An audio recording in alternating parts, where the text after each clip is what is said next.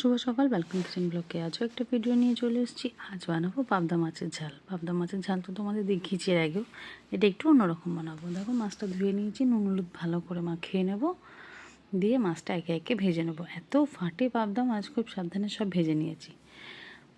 ওই কড়াতে দিয়ে দিলাম একটু রসুন বাটা, খুব সামান্য 1 টেবিল চামচ রসুন বাটা, দিয়ে দিচ্ছি পেঁয়াজ কুচি, চপারে ভালো করে পেঁয়াজটাকে চপ করে নিয়েছি। আর দিয়ে দিলাম একটু আদা বাটা খুব সামান্য, আর একটা বড় টমেটো গ্রেট করে নিয়েছি। দিয়ে দিচ্ছি হলুদ গুঁড়ো, দিয়ে দেবো কাশ্মীরি লঙ্কার গুঁড়ো, দিয়ে ভালো করে মশলাটাকে কষে নেব। এইভাবে পাবদা মাছ রান্না করলে এত ভালো লাগে খেতে। আমরা হয় শস্য বাটা খেয়েছি, নয় শস্য পোস্ত খেয়েছি।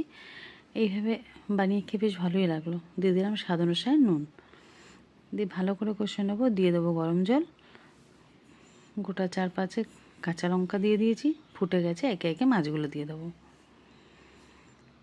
মাছগুলো আমি হালকা করেই ভেজেছি, পাবদা বেশি কড়া ভাজে না, আমি একটু হালকা করেই ভেজে নিয়েছি। তোমরা যে যেমন খাও সেরকম ভাজতে পারো। তো দেখো মাছগুলো সব একে একে দিয়ে দিলাম, দিয়ে দেবো ওপর থেকে একটু কাঁচা তেল, দিয়ে ফুটে গেলেই সার্ভ করে দেবো। দেখো ফুটে গিয়ে নামিয়ে দিলাম পাবদা মাছের ঝাল। কেমন লাগলো পুরো ভিডিওটা কমেন্ট করে জানিও। ভালো লাগলে লাইক কমেন্ট শেয়ার করো, আমার চ্যানেলটাকে সাবস্ক্রাইব করো। টাটা।